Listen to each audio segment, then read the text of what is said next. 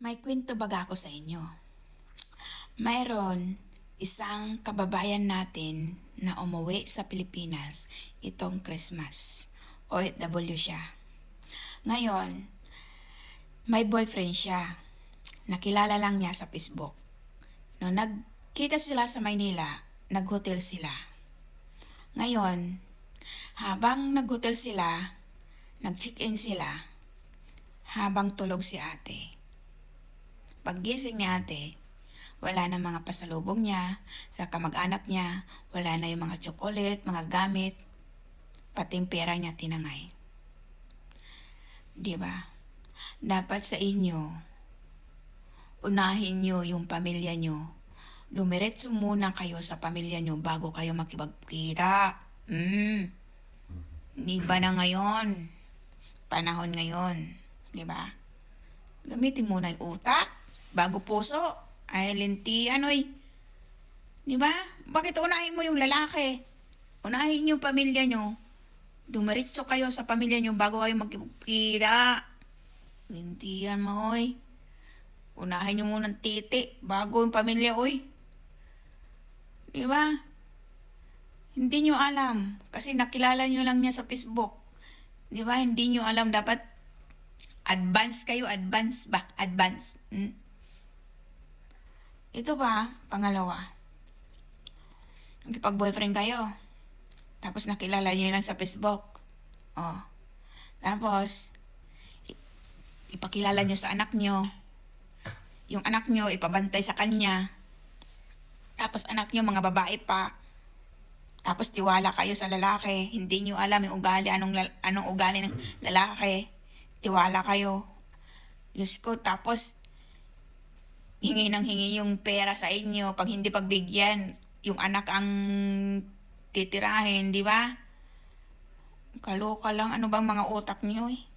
Diyos ko. Iba na, pira ngayon, pira yung ano eh, di ba?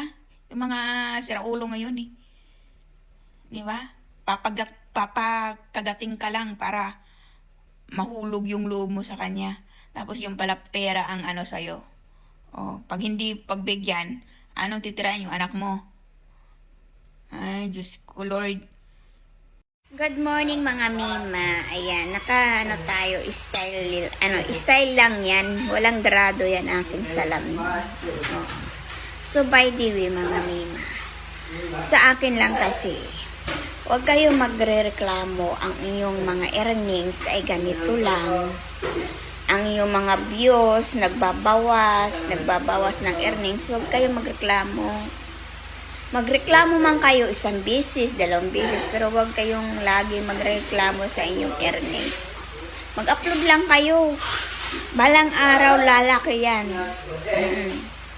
Hindi nyo mamalayan malalaki yung earnings nyo, lalaki yung views nyo, diba? Hindi nyo mamalayan, may viral kayo, diba? Hindi nyo alam, ako sanay na ako niyan. Kaya hindi ko pinapansin magreklamo man ako yung nireklamo ko yung pabago-bago ni Mita dito. Yun ang rinireklamo ko kasi magulo Diba? Magulo yung ano niya, yung platform niya dito. Pabago-bago. Diba? Kasi sanay na ako mga ganyan. Kaya minsan lang ako magreklamo dito.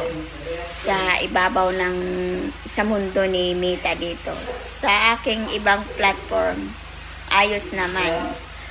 Kasi pag nagbago sa iba, yung platform nila, isang beses lang Hindi yung palagi, wala pang 2 buwan, 3 buwan, wala doon.